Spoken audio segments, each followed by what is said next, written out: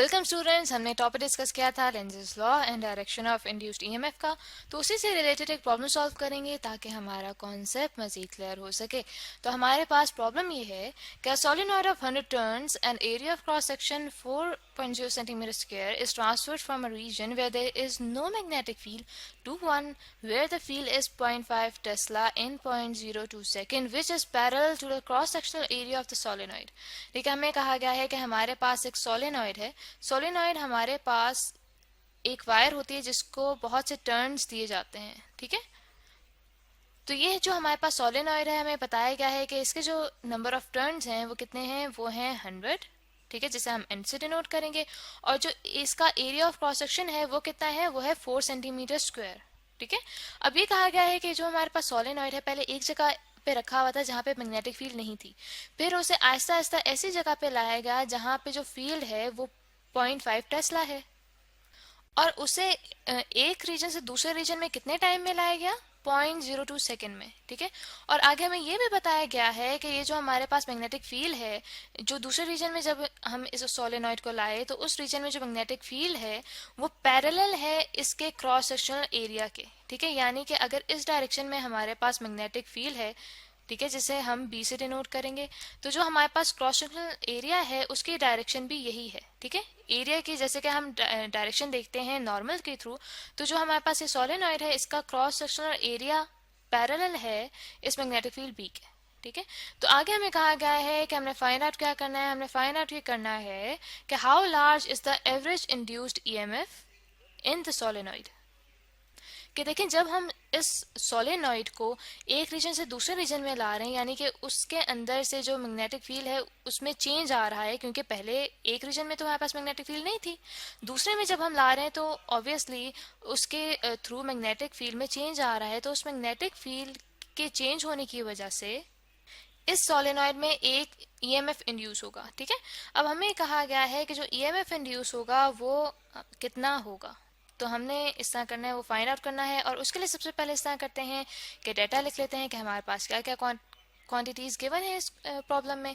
ठीक है, सबसे पहले हमें बताया गया है कि जो हमारे पास सोलेनॉइड है उसके नंबर ऑफ टर्न्स कितने हैं, वो हैं 100। ठीक है, और फिर बताया गया है कि जो हमारे पास क्रॉस सेक्शनल एरिया है सोलेनॉइड का वो हमारे पास है 4 सेंटीमीटर स्क्वायर। तो इस तरह करते हैं स्टूडेंट्स के अपनी कैलकुलेशंस को एक स्टैंडर्ड वे में लाने के लिए ये जो हमारे पास सेंटीमीटर स्क्वायर है इसको स्टैंडर्ड यूनिट मीटर स्क्वायर में कन्वर्ट करते हैं। ठीक है, तो जैसे कि हम जानते हैं कि हमारे पास 100 सेंटीमीटर इक्वल होते हैं 1 मीटर के, तो हमारे पास 1 सेंटीमीटर किसके इक्वल हो जाएगा, वो हो जाएगा 1 डिवाइडेड बाय 100 मीटर के। ठीक है, 1 centimetre equals to 1 divided by 100 metre के। तो यहाँ पे कितने यूनिट्स को हमने कन्वर्ट करना है, हमने सेंटीमीटर स्क्वायर को कन्वर्ट करना है। तो इस तरह करते हैं, यहाँ पे हम कर देते हैं 1 सेंटीमीटर मल्टीप्लाइड बाय 1 सेंटीमीटर, वो इक्वल हो जाएगा हमारे पास 100 metre multiplied by 1 divided by 100 metre. ठीक है, तो ये हमारे पास गोया बन जाएगा 1 centimetre square equals to 1 divided by 10 raise to the power 4 metre के। तो हमने कितने सेंटीमीटर स्क्वायर को कन्वर्ट करना है, हमने 4 सेंटीमीटर स्क्वायर को कन्वर्ट करना है। तो हमारे पास बन जाएगा 4 centimetre square equals to 1 divided by 10 raise to the power 4 multiplied by 4 metre. तो स्टूडेंट्स हमारे पास फिर जो क्रॉस सेक्शनल एरिया है वो बन जाएगा 4 into 10 raise to the power -4 metre square. ठीक है, यहाँ पे भी देखा हमारे पास ये मीटर स्क्वायर के यूनिट्स थे जहाँ पे हमने गलती से मीटर सिर्फ लिखा है। तो यहाँ पे हमारे पास 4 centimetre square equals to 1 divided by 10 raise to the power 4 into 4 metre square था, तो हमने उसे ठीक कर दिया है।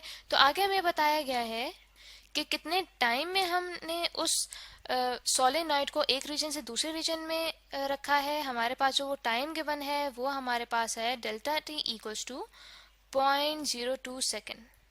ठीक है, और इसके बाद हमने फाइंड आउट करना है कि जो इंड्यूस्ड ईएमएफ है, ठीक है, वो हमारे पास कितना आ रहा है।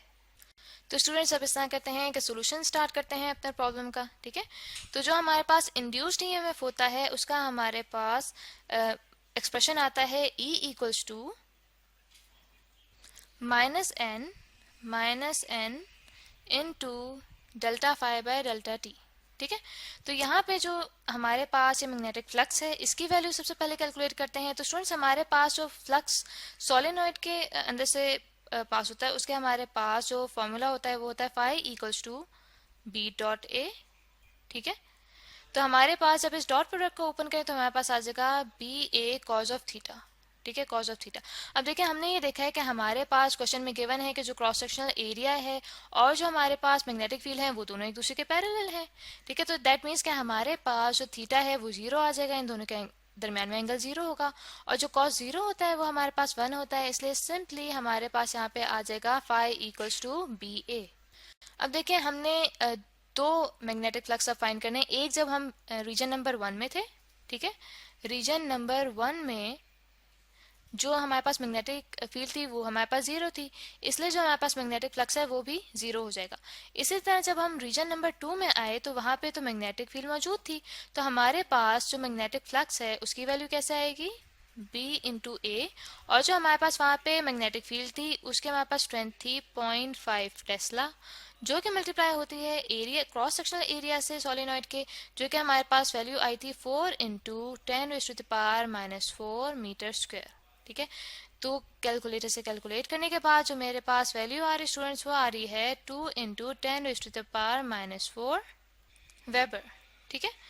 अब देखें कि जब हम एक रीजन से दूसरे रीजन में गए तो मैग्नेटिक फील्ड के अंदर जो चेंज आया, ठीक है, वो कहलाएगा डेल्टा फाई, ठीक है।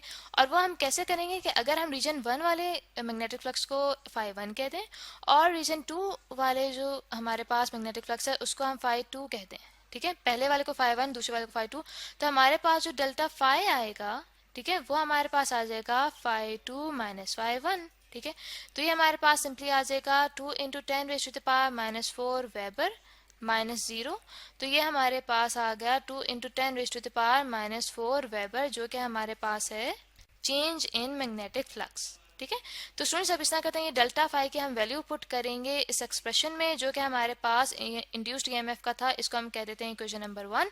तो इक्वेशन नंबर 1 में अब वैल्यूज पुट करते हैं, तो हमारे पास यहाँ पे आ जाएगा induced EMF E equals to minus n into delta phi by delta t, ठीक है।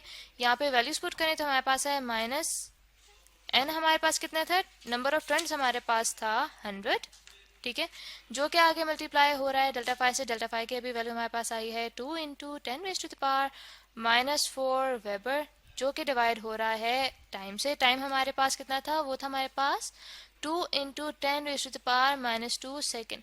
तो इसको जब कैलकुलेटर से कैलकुलेट किया मैंने तो मेरे पास जो वैल्यू आ रही है इंड्यूस्ड ईएमएफ की वो आ रही है -1 वोल्ट्स।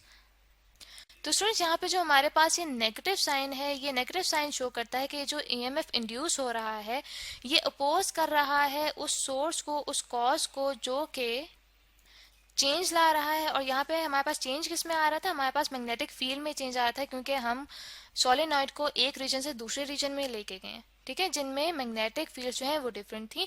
तो आई होप स्टूडेंट्स कि आपको ये प्रॉब्लम अच्छे से समझ आ गया होगा।